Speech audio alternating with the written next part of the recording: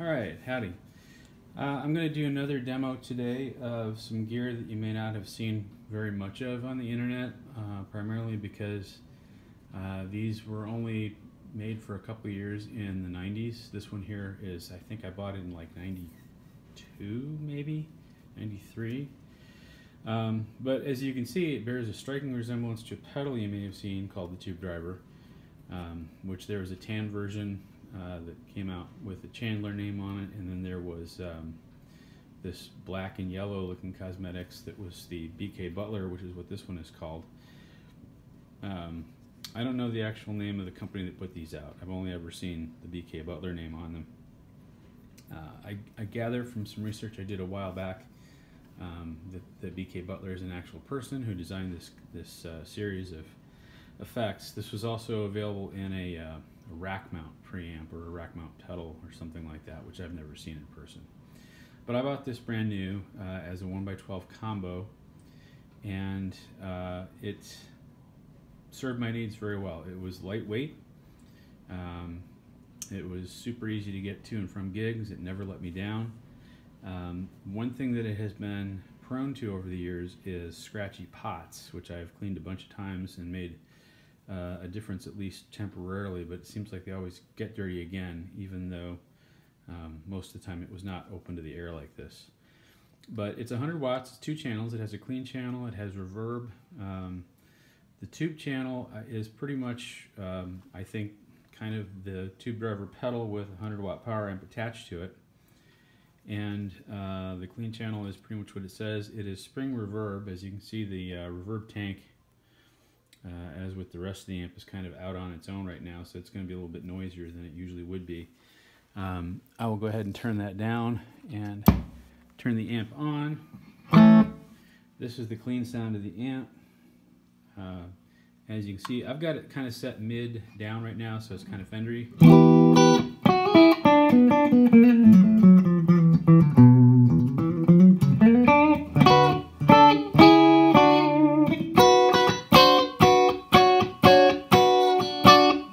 So, as you can see, it does.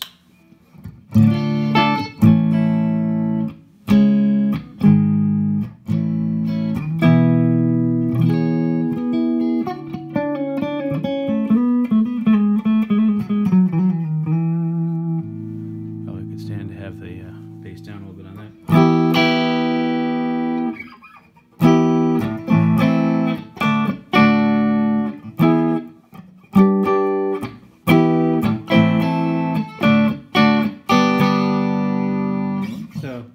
Tube is nice, or clean is nice sounding.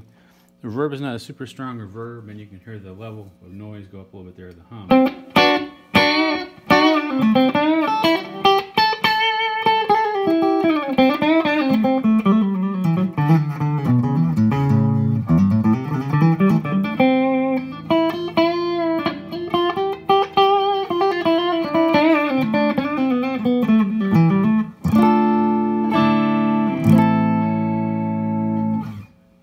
Not a real big reverb.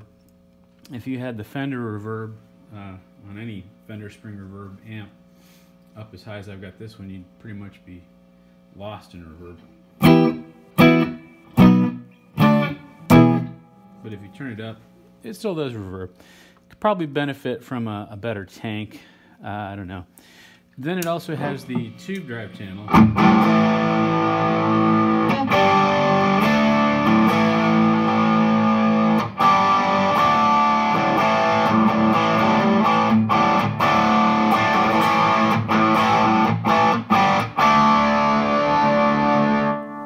Which is the supposedly tube-fed channel. At lower gain levels, it does kind of the cleaner stuff.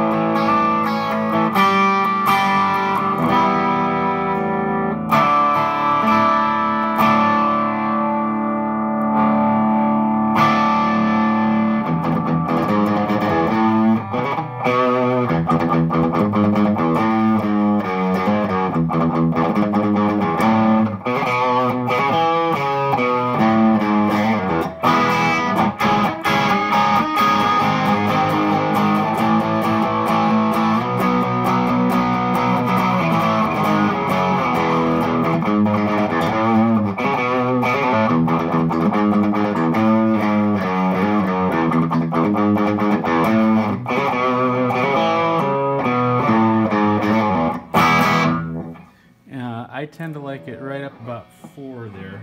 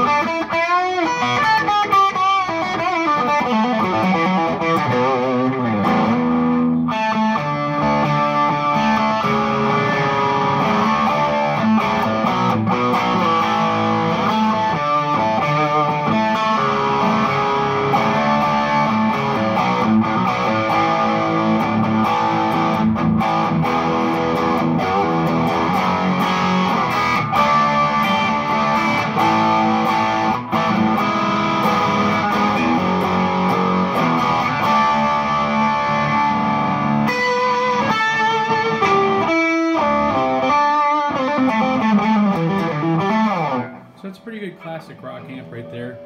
As you can hear, the drive really cranks up the volume, so if you want to change the gain level and not change the volume level a lot, you really have to back off the master.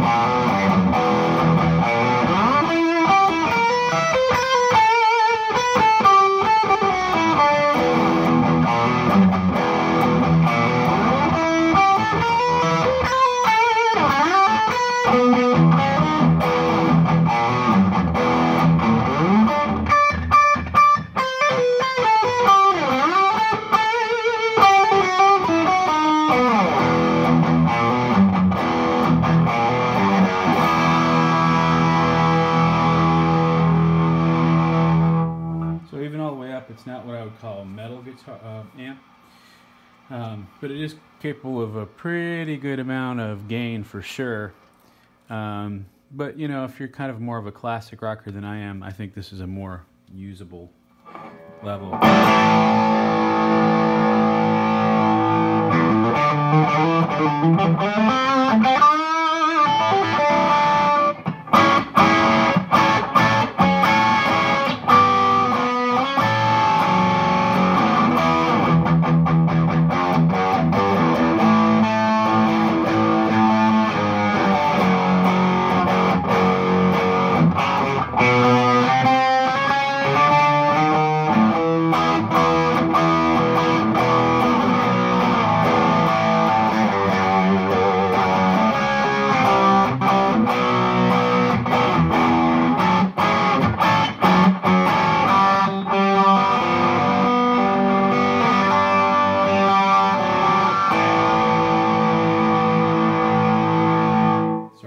Since I played that, but as I said, it's pretty cool. Now, one of the other things that it does is you see here the channel 1 and 2 switch, and what that does is it actually turns both channels on at once, mysteriously enough. I find that mildly useful. I think it's actually a little bit jarring to have the clean channel. You know, you're used to playing a certain way with distortion because it's compressed, so you don't have to worry about how hard you hit. And when you've got both channels going like that, your inclination is to play like you've got distorted sound.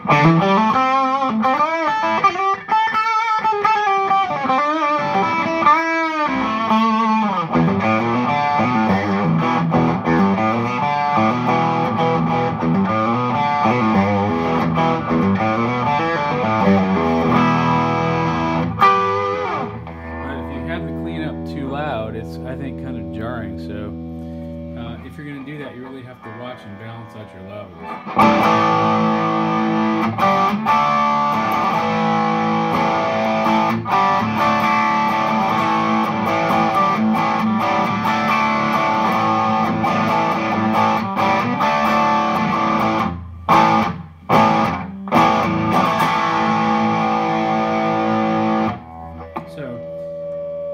Anyway, I don't usually use the 1 and 2 together, but it's a cool amp. I hope to find it another home here pretty soon. They were made available as a head as well as a combo, and I would love to find a case that would fit it or make one. I'm a little not really ambitious enough to make one, so I'm hoping more that I can find one I can repurpose for this use, because it's a cool amp. I've used it, like I said, I've had it since new, and I've used it as a gigging amp for several years, and in the studio pretty much ever since. I kept the guts after the cabinet fell apart. Also came with a really crappy Eminence 100-watt speaker that was super sterile sounding. I'm playing it right now through an Avatar cab that has two vintage 30s on it, which is, I think, much better sounding. But anyway, if you run across one of these, you can find them super cheap, I'm sure. Don't be afraid of the scratchy pots. They will clean up, and really, if it functions, there's not a lot else that goes wrong with these amps. Do make sure that it still has the reverb tank, or at least the wires. You can buy a new tank for 15 bucks, so it's not that big a deal, and it would probably benefit from a better tank anyway. But otherwise, if you get a chance, check it out. It's worth it. Thanks.